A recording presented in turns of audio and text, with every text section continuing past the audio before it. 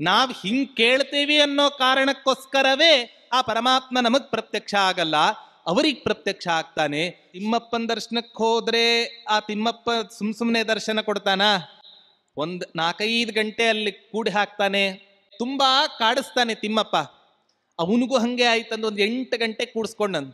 ಅದ್ರ ದುರ್ದೈವ ಏನ್ ಗೊತ್ತಾ, ಅವನ ಕಣ್ಣು ಮುಂದೆನೆ ಯಾರೋ ಒಂದಿಷ್ಟು 4-6 ಜನ ಅವನ ಕಣ್ಣು ಮುಂದೆನೆ ನೇರ ಗೇಟಿನಿಂದ ತಿಮ್ಮಪ್ಪನ ದರ್ಶನಕ್ಕೆ ಹೋದ್ರು. ಭಾರಿ ಬೇಸರ ಆಯ್ತಂತ. ಇಷ್ಟು ಗಂಟೆಯಿಂದ ಕಾಯ್ತಾ ಕೂತಿದ್ದೇನೆ, ನನಗೆ ದರ್ಶನವನ್ನು ಕೊಡದೆ ಇನ್ಯಾರೋ ಬಂದಿದ್ದಾರೆ, ತಕ್ಷಣಕ್ಕೆ ದರ್ಶನವನ್ನು ಕೊಟ್ಟಿ ನೀನು ಪಕ್ಷಪಾತಿಯೇ. ಆ ತಿಮ್ಮಪ್ಪನಿಗೆ ಬೈತಾನ. ಕೊನೆಗೆ ದರ್ಶನ ಆಯಿತು, ಅದಾದ್ರೂ ಸರಿ ಆಯ್ತಾ?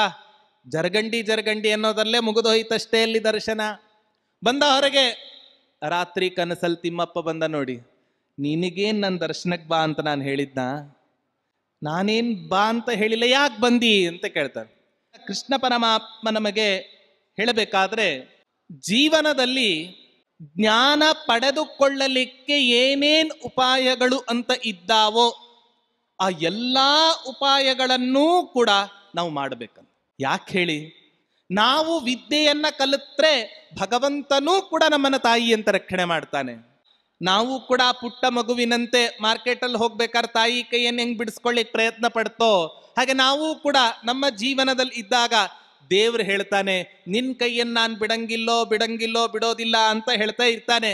ನಾವು ಆ ಮಗುವಿನಂತೆ ನೀ ನನ್ನ ಕೈ ಹಿಡಿಬೇಡ, ನನ್ನನ್ನೊಬ್ಬನ್ನೇ ಬಿಡು ಅಂತ ಹೇಳ್ತಾನೆ ಇರ್ತೇವೆ. ಇಷ್ಟು ಹೇಳಿದ್ರೂ ಕೂಡ ಆ ದೇವ್ರು ಬಿಡ್ತಾನೆ ಅಂತ ಅನ್ಕೊಂಡಿದ್ದೀರಾ?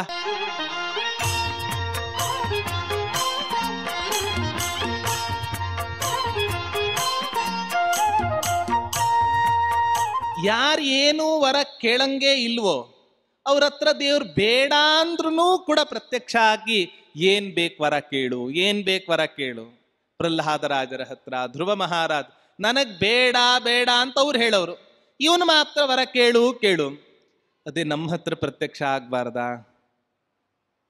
ನಮ್ಮ ಹತ್ರ ಪ್ರತ್ಯಕ್ಷ ಆದ್ರೆ ಏನಾದ್ರೂ ವರವನ್ನ ಕೇಳು. ಒಂದು 10 ತಲೆಮಾರಿಗೆ ಆಗುವಷ್ಟು ಅನೇಕ ಆಸ್ತಿಗಳನ್ನು ಇವತ್ತಿನ ದಿನ ದೇವರ ಹತ್ರ ನಾವು ಕೇಳಿಬಿಡ್ತೇವೆ, ನಮ್ಮ ಹತ್ರ ಪ್ರತ್ಯಕ್ಷವೇ ಆಗಲ್ಲ. ಯಾಕೆ ಪ್ರತ್ಯಕ್ಷ ಆಗಲ್ಲ ಗೊತ್ತ? ಇದಕ್ಕೇ ಪ್ರತ್ಯಕ್ಷ ಆಗಲ್ಲ. ನಾವ್ ಹಿಂಗ್ ಕೇಳ್ತೇವಿ ಅನ್ನೋ ಕಾರಣಕ್ಕೋಸ್ಕರವೇ ಆ ಪರಮಾತ್ಮ ನಮಗ್ ಪ್ರತ್ಯಕ್ಷ ಆಗಲ್ಲ, ಅವರಿಗೆ ಪ್ರತ್ಯಕ್ಷ ಆಗ್ತಾನೆ. ಹೀಗೆ ನಿರ್ಮಲವಾದ ಮನಸ್ಸಿನಿಂದ ದೇವತೆಗಳ ಆರಾಧನೆ ಎಲ್ಲಿ ನಡೆಯುತ್ತೋ ಅಲ್ಲಿ ಜೀವನ ತುಂಬಾ ಉತ್ತಮವಾದ ರೀತಿಯಲ್ಲಿ ನಡೆಯುತ್ತೆ ಅಂತ ಹೇಳ್ತಾರೆ. ಇದಕ್ಕೆ ಒಂದು ಮಾತನ್ನ ಹೇಳಬೇಕು ಅಂತ ಆದರೆ, ಹಾಗಾದ್ರೆ ಮನಸ್ಸಿನ ಪ್ರಸನ್ನತೆಯನ್ನ ಇಟ್ಟುಕೊಂಡು ಏನೇನು ಮಾಡಬಹುದು ಇವತ್ತಿನ ದಿನ? ಆಚಾರ್ಯರ ತಾತ್ಪರ್ಯ ನಿರ್ಣಯದಲ್ಲಿ ಒಂದು ಮಾತು ಹೇಳ್ತಾರೆ, ಯದ್ದದ್ಯಾತ್ ಸುಪ್ರಸನ್ನಧೀಹಿ ಶಿಷ್ಯಾಯ ಸತ್ಯಂ ಭವತಿ ತತ್ಸರ್ವಂ ನಾತ್ರ ಸಂಶಯ ಅಂತ ಒಂದು ಮಾತು. ಏನ್ ಹೇಳ್ತಾರೆ ಗೊತ್ತಾ ಆಚಾರ್ಯರು? ಒಳ್ಳೆ ಮನಸ್ಸಿನಿಂದ ಗುರುಗಳ ಹತ್ತಿರ ನಾವು ವಿದ್ಯೆಯನ್ನ ಉಪದೇಶ ಪಡೆದುಕೊಂಡ್ವಿ ಅಂತಾದರೆ ನಿಶ್ಚಯವಾಗಿಯೂ ಕೂಡ ಆ ವ್ಯಕ್ತಿಗೆ ಯಾವತ್ತೂ ಕೂಡ ಜೀವನದಲ್ಲಿ ಸೋಲಿಲ್ಲ.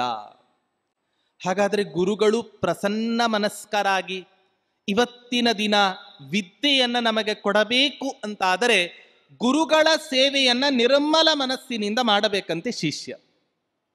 ಇವತ್ತಿನ ದಿನ ಗುರುಗಳು ಬೇಕಾದಷ್ಟು ಜನ ಸಿಗುತ್ತಾರೆ.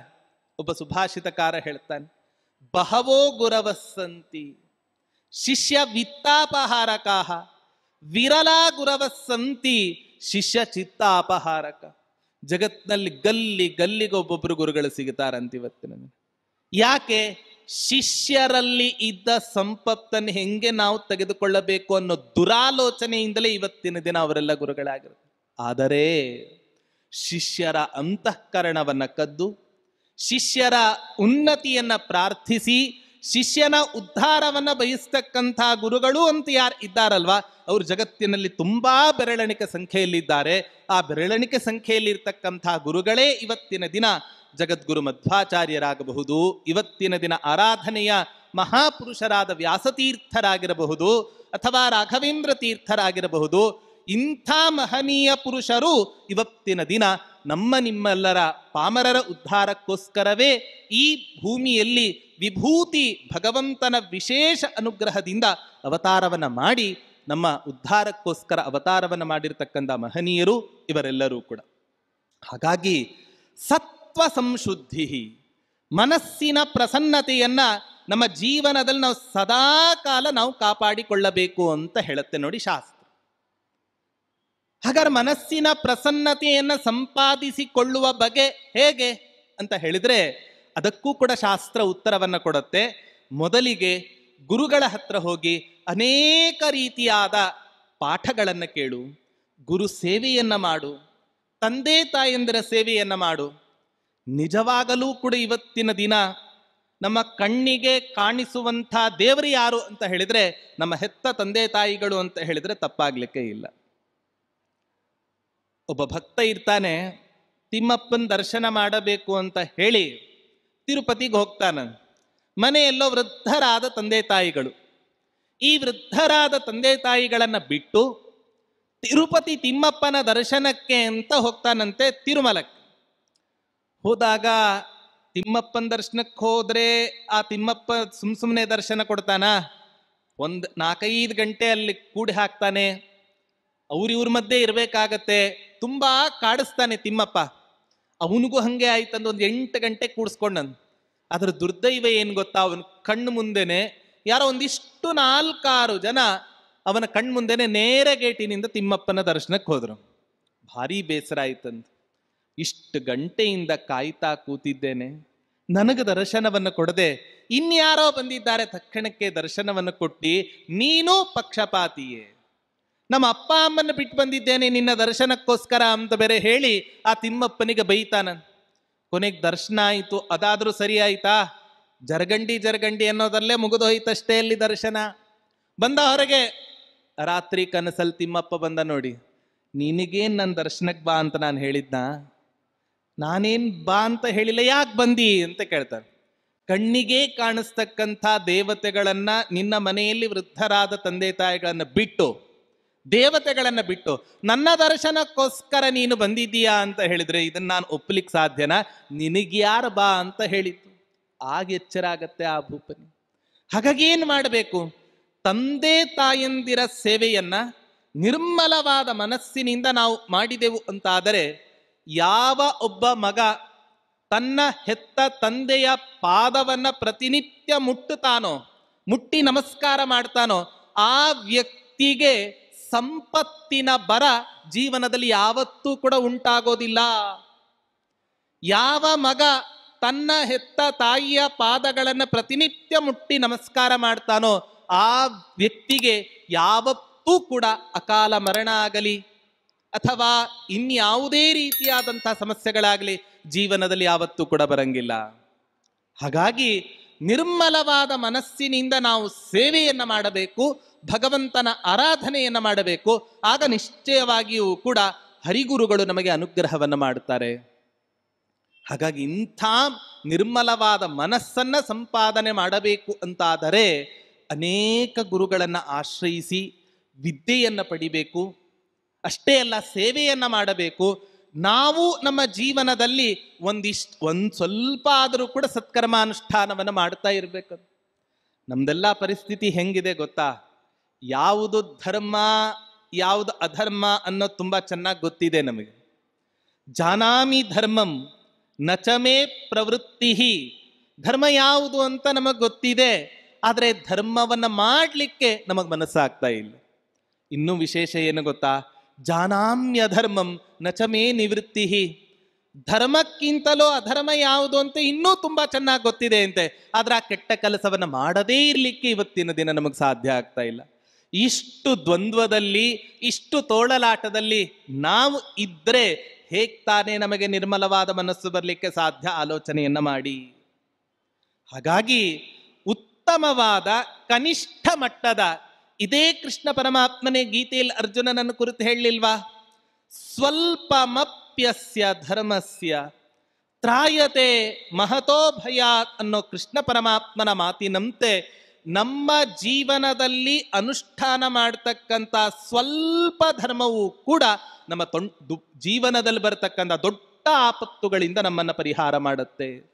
ಹಾಗಾಗಿ ಧರ್ಮಾನುಷ್ಠಾನವನ್ನು ಮಾಡಿ, ಕರ್ಮಾನುಷ್ಠಾನವನ್ನು ಮಾಡಿ ನಿರ್ಮಲವಾದ ಮನಸ್ಸನ್ನು ನೀವು ಜೀವನದಲ್ಲಿ ಸಂಪಾದಿಸಿಕೊಂಡ್ರಿ ಅಂತಾದರೆ ಇದೂ ಕೂಡ ಒಂದು ದೊಡ್ಡ ದೈವಿ ಸಂಪತ್ತೆ. ಇದೂ ಕೂಡ ಒಂದು ದೊಡ್ಡ ದೈವಿ ಸಂಪತ್ತೆ ಅನ್ನೋದನ್ನ ನಮಗೆ ಕೃಷ್ಣ ಪರಮಾತ್ಮ ತಿಳಿಸಿಕೊಡ್ತಾ ಇದ್ದಾನೆ. ಇನ್ನ ಮೂರನೇ ಗುಣವನ್ನ ಕೃಷ್ಣ ಪರಮಾತ್ಮ ನಮಗೆ ಹೇಳಬೇಕಾದ್ರೆ ಜ್ಞಾನ ಯೋಗ ವ್ಯವಸ್ಥಿತಿ ಅಂತ ಕೃಷ್ಣ ಪರಮಾತ್ಮ ಹೇಳ್ತಾನೆ. ಏನು ಜ್ಞಾನ ಯೋಗ ವ್ಯವಸ್ಥಿತಿ ಅನ್ನೋ ಶಬ್ದಕ್ಕೆ ಅರ್ಥ, ಜೀವನದಲ್ಲಿ ಜ್ಞಾನ ಪಡೆದುಕೊಳ್ಳಲಿಕ್ಕೆ ಏನೇನು ಉಪಾಯಗಳು ಅಂತ ಇದ್ದಾವೋ ಆ ಎಲ್ಲ ಉಪಾಯಗಳನ್ನೂ ಕೂಡ ನಾವು ಮಾಡಬೇಕಂತ. ಯಾಕೆ ಹೇಳಿ? ಕೃಷ್ಣ ಪರಮಾತ್ಮ ಹೇಳಿಲ್ವಾ, ನಹಿ ಜ್ಞಾನೇನ ಸದೃಶಂ ಪವಿತ್ರಮಿಹ ವಿದ್ಯತೆ. ಈ ಪ್ರಪಂಚದಲ್ಲಿ ಜ್ಞಾನಕ್ಕೆ ಅಥವಾ ವಿದ್ಯೆಗೆ ಸಮಾನವಾದ ಪವಿತ್ರವಾದ ವಸ್ತು ಇನ್ನೊಂದಿಲ್ಲ. ಆದ್ದರಿಂದ ಪ್ರತಿಯೊಬ್ಬ ಪುರುಷನೂ ಕೂಡ ತನ್ನ ಜೀವನದಲ್ಲಿ ಭಗವಂತನ ತತ್ವಜ್ಞಾನವನ್ನು ಸ್ವಲ್ಪ ಸಂಪಾದನೆ ಮಾಡಲೇಬೇಕು. ಇವತ್ತಿನ ದಿನ ಏನೇನೋ ದಾನವನ್ನು ಮಾಡ್ತೇವೆ, ಆದರೆ ಎಲ್ಲ ದಾನಗಳಿಗಿಂತಲೂ ಉತ್ತಮವಾದ ದಾನ ಯಾವುದು ಗೊತ್ತಾ? ಅನ್ನದಾನಂ ಪರಂ ದಾನಂ ವಿದ್ಯಾದಾನಮತಃ ಪರಂ ಅನ್ನೇನ ಕ್ಷಣಿಕಾ ತೃಪ್ತಿ ಯಾವಜ್ಜೀವಂಚ ವಿದ್ಯೆಯ. ನೀವು 4 ಅಕ್ಷರಗಳನ್ನು ಕಲಿತ್ರೆ, ಭಗವಂತನ ಬಗ್ಗೆ 4 ವಿಷಯಗಳನ್ನು ನಿಮ್ಮ ಜೀವನದಲ್ಲಿ ನೀವು ತಿಳ್ಕೊಂಡ್ರಿ ಅಂತಾದರೆ, ಇನ್ನು 4 ಜನಕ್ಕೆ ಅದನ್ನು ಉಪದೇಶ ಮಾಡಿದರೆ ಆ ವ್ಯಕ್ತಿ ಇನ್ಯಾರಿಗೂ ಉಪದೇಶ ಮಾಡಿದ ಅಂದ್ರೆ ನಿಮಗೆಷ್ಟು ಪುಣ್ಯ ಗೊತ್ತಾ? ಆಚಾರ್ಯರು ಅನುವ್ಯಾಖ್ಯಾನ ಗ್ರಂಥದಲ್ಲಿ ಹೇಳ್ತಾರೆ, ತದ್ಗುರು ದ್ವಿಗುಣಂ ತಸ್ಮಾತ್.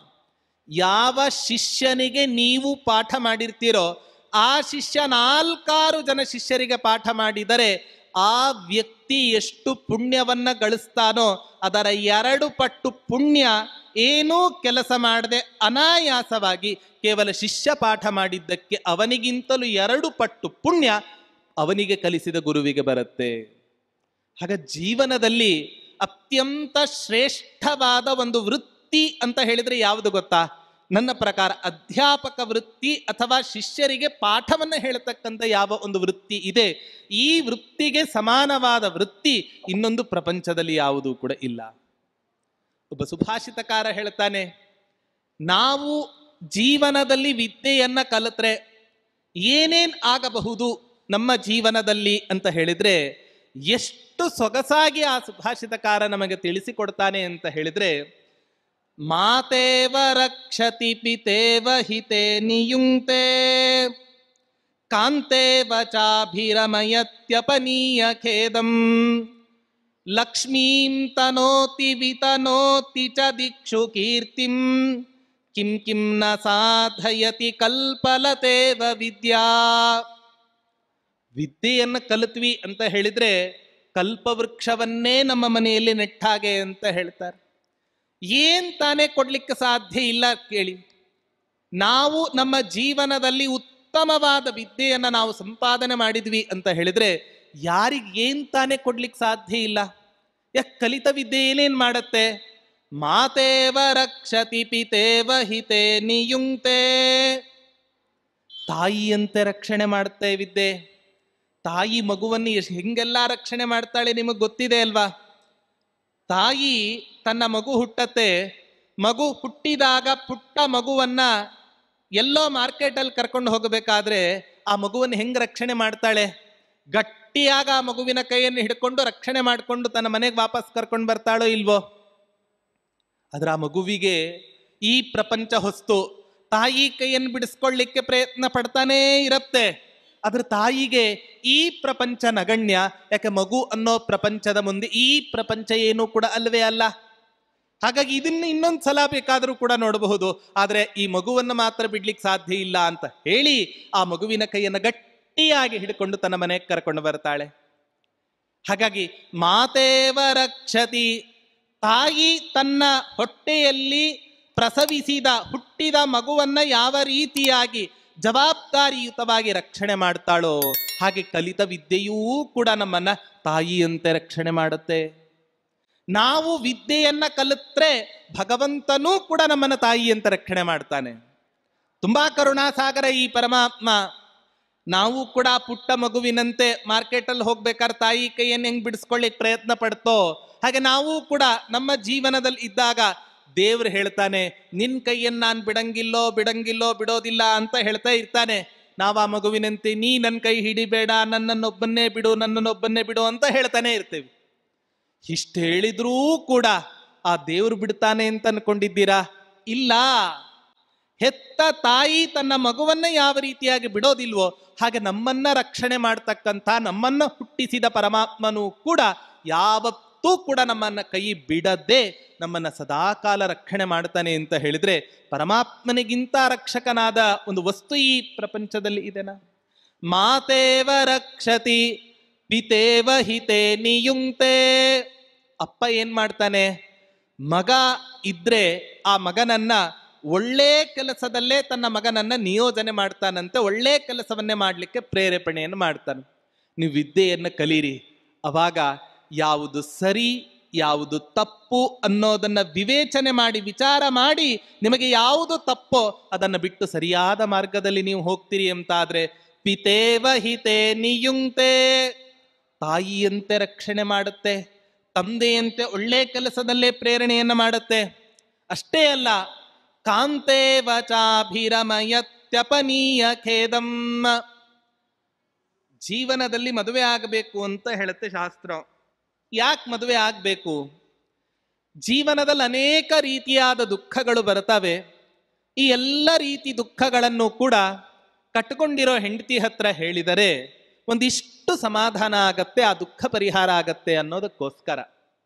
ಹಾಗೆ ವಿದ್ಯೆಯೂ ಕೂಡ ಕಲಿತ್ವಿ ಅಂತಾದ್ರೆ ಬರೀ ಒಳ್ಳೆ ಕೆಲಸದಲ್ಲಿ ಮಾತ್ರ ಅಥವಾ ಬರೀ ರಕ್ಷಣೆ ಮಾಡೋದಷ್ಟೇ ಅಲ್ಲ. ಅಭಿರಮಯತಿ ಕಾಂತಾ ಇವ.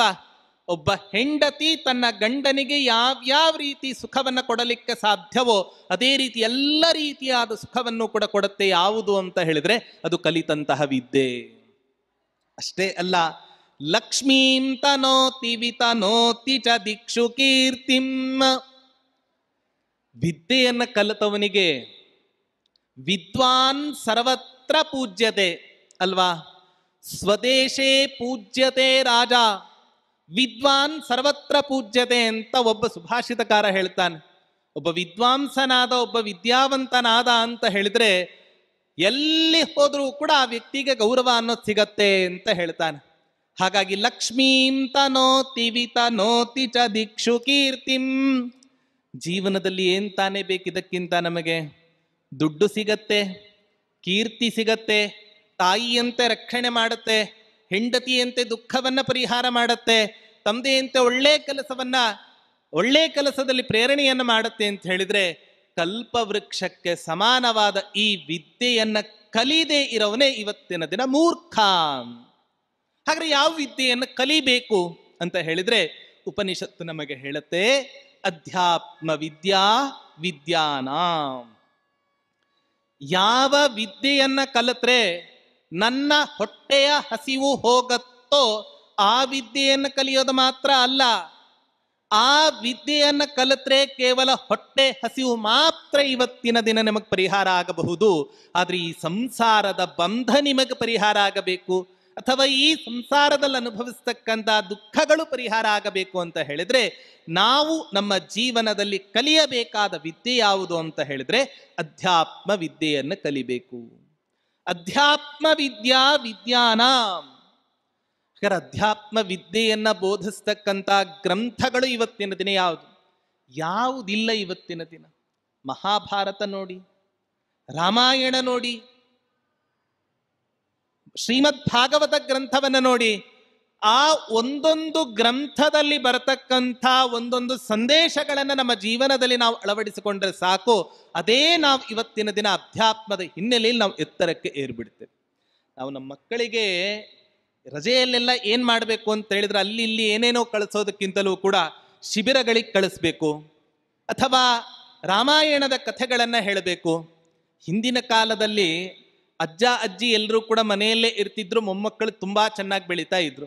ಈಗಿನ ಕಾಲದಲ್ಲಿ ನಗರೀಕರಣದ ಪಟ್ಟಣದಲ್ಲಿ ಗಂಡ ಹೆಂಡತಿ ಇಬ್ರೆ, ಅವರಿಗೊಂದು ಮಗು, ಗಂಡ ಹೆಂಡತಿ ಇಬ್ರೂ ಕೆಲಸಕ್ಕೆ ಹೋದ್ರು ಅಂತಾದ್ರೆ ಆ ಮಗು ಏನಾಗ್ಬೇಕು? ಒಂದು ಪುಟ್ಟ ಹೆಣ್ಣು ಮಗು ಇತ್ತು. ಅಪ್ಪನೂ ಕೆಲಸಕ್ಕೆ ಹೋಗ್ತಾ ಇದ್ದ, ಅಮ್ಮನೂ ಕೂಡ ಕೆಲಸಕ್ಕೆ ಹೋಗ್ತಾ ಇದ್ಲು. ಅಮ್ಮ, ನಮ್ಮ ಮನೆಯ ಒಂದು ರೂಮಿನ ಭಾಗದಲ್ಲಿ ಬೀರು ಇದೆ, ಈ ಬೀರುವನ್ನ ಯಾಕೆ ನಮ್ಮನೆ ಕೆಲಸದವಳಿಗೆ ಮುಟ್ಲಿಕ್ಕೆ ಬಿಡಲ್ಲ? ಅದಕ್ಕೆ ಅವಳ ತಾಯಿ ಹೇಳ್ತಾಳೆ, ಆ ಬೀರುವಿನಲ್ಲಿ ಬಂಗಾರ ಇಟ್ಟಿರತ್ತೆ, ಅಮೂಲ್ಯವಾದ ಬೆಳ್ಳಿ ಇರತ್ತೆ, ತುಂಬಾ ಧನ ಸಂಪತ್ತಿರತ್ತೆ, ಅವಳಿಗೆ ತೋರಿಸಿದರೆ ಅವಳು ಅದನ್ನು ತಗೊಂಡು ಹೋಗಬಹುದು, ಅದಕ್ಕೋಸ್ಕರ ಅವಳಿಗೆ ನಾನು ಅದನ್ನು ಕೀ ಕೊಡಲ್ಲ. ಅಮ್ಮ, ನೀನ್ ಹಾಕೋತೀಯಲ್ಲ ಸೀರೆ, ತುಂಬಾ ದೊಡ್ಡ ದೊಡ್ಡ ಜರತಾರಿ ಸೀರೆಯನ್ನು ಉಡ್ತೀಯಲ್ವಾ, ಆ ಸೀರೆಯನ್ನು ಯಾಕೆ ಅವಳು ಉಟ್ಕೋಬಾರದು? ಹೀಗೆ ಅನೇಕ ಪ್ರಶ್ನೆಗಳನ್ನ ಕೇಳಿ ಆ ಮಗು ಏನ್ ಕೇಳುತ್ತೆ ಗೊತ್ತಾ? ಬರೀ 4 ವರ್ಷದ ಮಗು ತನ್ನ ತಾಯಿಯ ಹತ್ರ ಕೇಳುತ್ತೆ, ಅಮ್ಮ, ನಿನಗೆ ನಮ್ಮ ಮನೆಯಲ್ಲಿ ಅಥವಾ ನಮ್ಮ ಜೀವನದಲ್ಲಿ ಬಂಗಾರವೇ ದೊಡ್ಡದಾಯಿತು, ಆ ಬೆಳ್ಳಿಯೇ ದೊಡ್ಡದಾಯಿತು, ಜರತಾರಿ ಸೀರೆ ದೊಡ್ಡದಾಯಿತು, ಹಣವೇ ದೊಡ್ಡದಾಯಿತು, ಮನೆ ದೊಡ್ಡದಾಯಿತು, ಅದಕ್ಕಿಂತಲೂ ನಿಕೃಷ್ಟಳ ನಾನು? ಅದಕ್ಕಿಂತಲೂ ಕೆಳಗಿನ ಸ್ಥಾನದಲ್ಲಿ ನಾನಿದ್ದೇನಾ? ಯಾಕೆ ನನ್ನನ್ನು ಮಾತ್ರ ಅವಳ ಕೈಗೆ ನೀನು ಕೊಟ್ಟು ಹೋಗ್ತೀಯಲ್ಲ ನೋಡ್ಕೊಳ್ಳಿಕ್ಕೆ? ಹಾಗಾಗಿ ಬೆಳ್ಳಿಗೆ, ಬಂಗಾರಕ್ಕೆ, ಧನಕ್ಕೆ ಅಥವಾ ಆಭರಣಗಳಿಗೆ, ಮನೆಗೆ, ಸೀರೆಗಳಿಗೆ ಇದ್ದ ಬೆಲೆಯೂ ಕೂಡ ಇವತ್ತಿನ ದಿನ ನನಗೆ ಇಲ್ಲ ಅಂತ ಹೇಳಿದ್ರೆ, ಹಾಗ ನಾನು ಏನ್ ತಾನೇ ಮಾಡಿದ್ದೇನೆ ಪಾಪವನ್ನ? ನನ್ನನ್ನು ಯಾಕಮ್ಮ ಅವಳ ಕೈಯಲ್ಲಿ ಕೊಟ್ಟು ಹೋಗ್ತೀಯ? ಹಾಗಾದ್ರೆ ಏನ್ ಮಾಡಬೇಕು? ಮನೆಯಲ್ಲಿರ್ತಕ್ಕಂಥ ಮಕ್ಕಳಿಗೆ ಉತ್ತಮವಾದ ಸಂಸ್ಕಾರಗಳನ್ನು ಕಾಲ ಕಾಲಕ್ಕೆ ನಾವು ಕೊಡ್ತಾ ಇದ್ವಿ ಅಂತಾದ್ರೆ ನಿಶ್ಚಯವಾಗಿಯೂ ಕೂಡ ಉತ್ತಮ ಸತ್ಪ್ರಜೆಗಳಾಗಲಿಕ್ಕೆ ಸಂದೇಹವೇ ಇಲ್ಲ. ಹಾಗಾಗಿ ಏನ್ ಮಾಡಬೇಕು ಅಂತ ಹೇಳಿದ್ರೆ, ಜ್ಞಾನ ಯೋಗ ವ್ಯವಸ್ಥಿತಿ, ತತ್ವಜ್ಞಾನವನ್ನ ಪಡೆದುಕೊಳ್ಳಲಿಕ್ಕೆ ಯಾವ ಯಾವ ಉಪಾಯಗಳು ಅಂತ ಇದ್ದಾವೋ ಆ ಎಲ್ಲ ಉಪಾಯಗಳನ್ನು ಕೂಡ ನಾವು ನಮ್ಮ ಜೀವನದಲ್ಲಿ ಸಂಪಾದನೆಯನ್ನು ಮಾಡಬೇಕು. ಮಧ್ವಾಚಾರ್ಯರು ತಾತ್ಪರ್ಯ ನಿರ್ಣಯ ಗ್ರಂಥದಲ್ಲಿ ಒಂದು ಮಾತನ್ನು ಹೇಳ್ತಾರೆ, ಯದಾತು ಜ್ಞಾನಿ ಸದ್ಭಾವೇ ನೈವ ಗೃಹಂತಿ ತತ್ಪರಂ, ತತ್ಪರಂ ಸರ್ವೋತ್ತಮವಾದ ಜೀವೋತ್ತಮವಾದ ತತ್ವವನ್ನ ಜ್ಞಾನಿಗಳು ಸಿಕ್ಕಾಗ ನೀವೇನಾದ್ರೂ ಕೂಡ ಪಡೆದುಕೊಳ್ಳದೆ ಇದ್ದರೆ ಆಗ ಗುರುಗಳ ತಪ್ಪಲ್ಲ ಹೊರತು ನೀವು ಪಡೆದುಕೊಳ್ಳದೆ ಇರತಕ್ಕಂತಹದ್ದು ನಿಮ್ಮದೇ ತಪ್ಪು. ಆದ್ದರಿಂದ ಯೋಗ್ಯರಾದ ಒಬ್ಬ ವಿದ್ಯಾವಂತರಾದ ಒಬ್ಬ ವ್ಯಕ್ತಿ ನಿಮಗೇನಾದ್ರೂ ಕೂಡ ಉಪದೇಶ ಮಾಡಲಿಕ್ಕೆ ಸಿಕ್ಕಿದ್ದಾನೆ ಅಂತ ಹೇಳಿದರೆ ಗಾಳಿ ಬಂದಾಗ ತೂರಿಕೊಳ್ಳಬೇಕು ಅನ್ನೋ ಮಾತಿನಂತೆ ಅವರಿಂದ ಎಷ್ಟು ನಾವು ತತ್ವಜ್ಞಾನವನ್ನು ಪಡೆದುಕೊಳ್ಳಲಿಕ್ಕೆ ಸಾಧ್ಯವೋ ಅಷ್ಟನ್ನು ಅವಶ್ಯವಾಗಿ ನಾವು ಪಡೆದುಕೊಳ್ಳಬೇಕು ಅಂತ ಹೇಳುತ್ತೆ ಶಾಸ್ತ್ರ. ಹಾಗಾಗಿ ಜ್ಞಾನವನ್ನು ಸಂಪಾದನೆ ಮಾಡಬೇಕು. ಜ್ಞಾನಕ್ಕೆ ಯಾವ ಯಾವ ಉಪಾಯಗಳಿದೆನೋ ಎಲ್ಲ ಉಪಾಯಗಳನ್ನು ಕೂಡ ನಾವು ಜೀವನದಲ್ಲಿ ಅವಶ್ಯವಾಗಿ ನಾವು ಪಡೆದುಕೊಳ್ಳಬೇಕು ಅಂತ ಹೇಳ್ತಾರೆ. ಆಚಾರ್ಯರು ತಾತ್ಪರ್ಯ ನಿರ್ಣಯ ಗ್ರಂಥದಲ್ಲಿ ಒಂದು ಮಾತು ಹೇಳ್ತಾರೆ, ಪತಿತಸ್ಯಾಸ್ಯ ದೇಹಸ್ಯ ಕಾಷ್ಠವಿಷ್ಠ ಸಮಸ್ಯ ಚ ಫಲಾನಿ ತ್ರೀಣಿ ಶಿಷ್ಯಂತೆ ವಿದ್ಯಾ ಕರ್ಮ ಸುತ ಇತಿ. ಈ ಪಾಂಚಭೌತಿಕವಾದ ದೇಹ ಏನಿದೆ, ಈ ದೇಹದ ಮೇಲೆ ನಮಗೆ ತುಂಬಾ ವ್ಯಾಮೋಹ ಇದೆ. ಎಷ್ಟು ವ್ಯಾಮೋಹ ಅಂತ ಹೇಳಿದ್ರೆ ಹೇಳಲಿಕ್ಕೆ ತೀರದೇ ಇರೋ ಅಷ್ಟು ವ್ಯಾಮೋಹ ಇವತ್ತಿನ ದಿನ ಪ್ರತಿಯೊಬ್ಬ ಮನುಷ್ಯನಿಗೂ ಕೂಡ ಈ ದೇಹದ ಮೇಲೆ ವ್ಯಾಮೋಹ ಇದೆ. ದೇಹದ ಮೇಲೆ ಏನಾದರೂ ಒಂದು ಸಣ್ಣ ಗಾಯ ಆಗಲಿ, ಆ ಗಾಯ ಹೋಗೋ ತನಕ ನಮಗೆ ಚಿಂತೆ. ಜ್ವರ ಬರಲಿ, ಜ್ವರ ಹೋಗೋ ತನಕ ಚಿಂತೆ. ತಗೊಂಡ ತಕ್ಷಣ ನಮಗೆ ವಾಸಿ ಆಗಿಬಿಡ್ಬೇಕಂತ ಆಂಟಿಬಯೋಟಿಕ್ ಇವತ್ತಿನ ದಿನ ಬಂದುಬಿಟ್ಟಿದೆ. ವಿಪರೀತ ವ್ಯಾಮೋಹ. ಯಾಕಿಷ್ಟು ವ್ಯಾಮೋಹ ಪಡ್ತೀಯಾ ಅಂತ ಕೇಳ್ತಾರೆ. ಯಾಕೆ? ಪತಿತಸ್ಯಾಸ್ಯ ದೇಹಸ್ಯ ಕಾಷ್ಠವಿಷ್ಠ ಸಮಸ್ಯ ಚ. ಕಟ್ಟಿಗೆ ಸಮಾನ ನಾಡಿದ್ ನೀನ್ ಸತ್ತೋದ್ರೆ ಎಷ್ಟು ಗೊತ್ತಾ ನಿಮಗೆ? ಒಬ್ಬ ವ್ಯಕ್ತಿ ಸತ್ತು ಹೋದ ಅಂತ ಹೇಳಿದರೆ ಸತ್ತು ಹೋದ ಮೇಲೆ ಆ ವ್ಯಕ್ತಿಯನ್ನ ವ್ಯಕ್ತಿ ಅಂತ ಕರೆಯೋದಿಲ್ಲ, ಶವ ಅಥವಾ ಹೆಣ ಅನ್ನೋ ಶಬ್ದದಿಂದ ಕರೀತಾರೆ. ಸತ್ತು ಹೋದ್ನಲ್ವಾ, ಆ ಶವವನ್ನ ನಾವು ನಮ್ಮ ಮನೆಯಲ್ಲಿ ನಮ್ಮ ಅಪ್ಪ ಸತ್ತಿದ್ದಾನೆ ಅಥವಾ ನಮ್ಮ ಅಜ್ಜ ಸತ್ತಿದ್ದಾನೆ ಅಂತ ಹೇಳಿ ಭಾವನೆಯಿಂದ 10 ದಿನ ಇಟ್ಕೊಳ್ಳಿಕ್ ಸಾಧ್ಯನಾ? ಮನೆಯಲ್ಲಿ ಇವತ್ತಿನ ದಿನ BBMP ಅವರೋ ಅಥವಾ ಇನ್ಯಾರೋ ಕಸವನ್ನ ಸಂಗ್ರಹ ಮಾಡ್ತಕ್ಕಂಥ ವ್ಯಕ್ತಿಗಳ ಬರದೇ ಇದ್ರೆ ಕಸವನ್ನು ಇವತ್ತಿನ ದಿನ ನಾವು ತೆಗೆದಿಟ್ಕೋಬಹುದು, ಮನೆ ಯಾವುದೋ ಒಂದು ಮೂಲೆಯಲ್ಲಿ ಇಟ್ಕೋಬಹುದು. ಹಾಗೆ ಒಬ್ಬ ವ್ಯಕ್ತಿ ತಾನು ಮರಣವನ್ನು ಹೊಂದಿದಾಗ ಆ ವ್ಯಕ್ತಿಯನ್ನ ಕಸವನ್ನು ಇಟ್ಟುಕೊಂಡಂತೆ ನಾವು ಇಟ್ಕೊಳ್ಳಿಕ್ ಸಾಧ್ಯನಾ? ಕಸಕ್ಕಿಂತಲೂ ಕೂಡ ಕಡೆ ನೀನು ಸತ್ತು ಹೋದ ಮೇಲೆ, ಕಸಕ್ಕಿಂತಲೂ ಕೂಡ ಕಡೆ ನೀನು ಸತ್ತು ಹೋದ ಮೇಲೆ ಇಂಥ ದೇಹದ ಮೇಲೆ ನೀನು ಯಾಕೆ ವ್ಯಾಮೋಹ ಪಡ್ತೀಯ? ಹಾಗಾದ್ರೆ ವ್ಯಾಮೋಹ ಬಿಟ್ಟು ಏನ್ ಮಾಡಬೇಕು? ಸತ್ತೋದ್ಮೇಲೆ ಏನೇನ್ ಬರುತ್ತೆ ನಮ್ಮ ಜೊತೆಗೆ? ಆಚಾರ್ಯರು ಸ್ಪಷ್ಟವಾಗಿ ನಮಗೆ ಹೇಳ್ತಾರೆ, ವಿದ್ಯಾ ಕರ್ಮ ಸುತ ಇತಿ. ಜೀವನದಲ್ಲಿ ಕಲಿತ ಸದ್ವಿದ್ಯೆ ಅಥವಾ ಕೆಟ್ಟ ವಿದ್ಯೆ, ಮಾಡಿದ ಸತ್ಕರ್ಮಾನುಷ್ಠಾನಗಳು, ಇನ್ನೊಂದು ಉತ್ತಮವಾದ ಸಂತಾನ. ನಮ್ಮ ಜೊತೆಗೆ ನಾವು ಸತ್ತ ಮೇಲೆ ನಾವು ಸಂಪಾದಿಸಿದ ಐಶ್ವರ್ಯ ಆಗಲಿ, ನನ್ನ ಹೆಂಡತಿ ಮಕ್ಕಳಾಗಲಿ, ನನ್ನ ಸಂಬಂಧಿಕರಾಗಲಿ ಯಾರೂ ಕೂಡ ಇವತ್ತಿನ ದಿನ ಬರೋದಿಲ್ಲ. ಬರೋದು ಅಂತಾದ್ರೆ ಯಾರು ಗೊತ್ತಾ? ಕೇವಲ ನಾವು ಕಲಿತ ಸದ್ವಿದ್ಯೆ, ಮಾಡಿದ ಸತ್ಕರ್ಮಾನುಷ್ಠಾನ, ಉತ್ತಮವಾದ ಸಂತಾನ ಮಾತ್ರ ನಮಗೆ ಬರುತ್ತೆ. ಒಂದು ಪುಟ್ಟ ಕಥೆಯನ್ನು ಹೇಳಿ ನನ್ನ ಮಾತನ್ನ ನಾನು ಮುಗಿಸ್ತೇನೆ. ಅತ್ಯಂತ ಪ್ರಸಿದ್ಧರಾದ ವೈದ್ಯರು ಅಂತ ಯಾರು ಇದ್ದಾರೋ ಅವರೇ ನನ್ನ ಚಟ್ಟವನ್ನು ಹೊರಬೇಕು ಅಂತ ಹೇಳ್ತಾರೆ.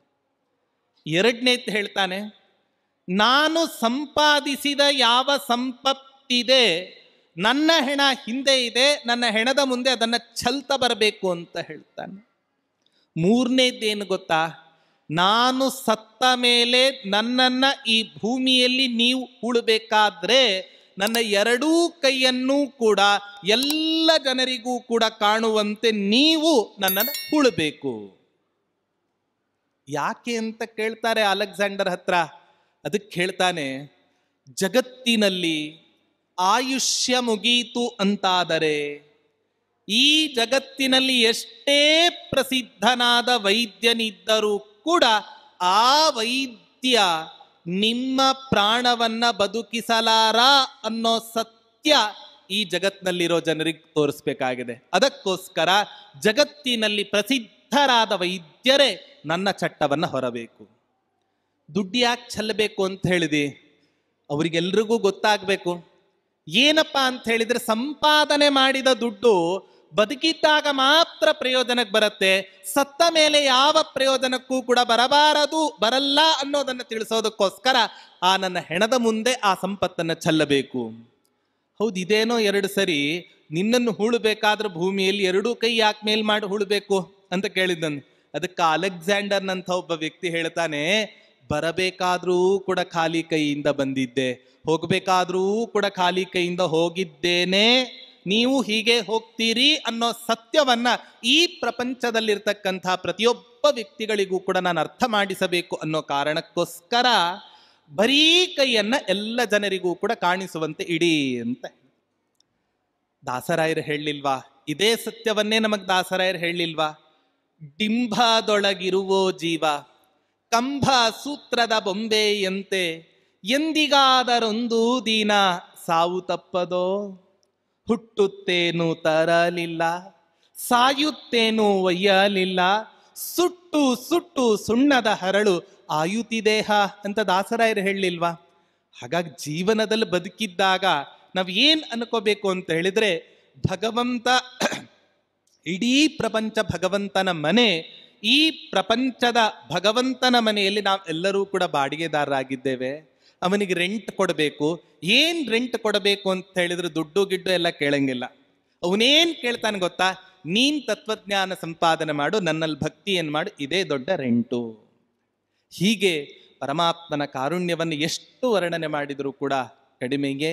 ಹೀಗೆ ದೈವಿ ಸಂಪತ್ತಿನಲ್ಲಿ ತತ್ವಜ್ಞಾನಕ್ಕೆ ಉಪಾಯಗಳು ಯಾವ್ದ್ಯಾವ್ದು ಇದೆನೋ ಅದೆಲ್ಲವನ್ನೂ ಕೂಡ ನಾವು ಚಿಂತನೆ ಮಾಡ್ತಾ ಇರಬಹುದು. ಹೀಗೆ ಅನೇಕ ರೀತಿಯಾಗಿ ಚಿಂತನೆಯನ್ನು ಮಾಡಬಹುದು. ನಾಳೆಯೂ ಕೂಡ ಈ ಗುಣದ ಬಗ್ಗೆ ಇನ್ನಷ್ಟು ಚಿಂತನೆಯನ್ನು ಮಾಡಿ ಮುಂದಿನ ಅನೇಕ ಗುಣಗಳನ್ನು ಕೂಡ ಚಿಂತನೆ ಮಾಡೋಣ ಅಂತ ಹೇಳ್ತಾ ನನ್ನ ಉಪನ್ಯಾಸವನ್ನು ಮಧ್ವಾಂತರ್ಗದ ಗೋಪಾಲಕೃಷ್ಣ ಪರಮಾತ್ಮನಿಗೆ ಅರ್ಪಣೆ ಮಾಡ್ತಾ ಇದ್ದೇನೆ. ಶ್ರೀಕೃಷ್ಣಾರ್ಪಣ.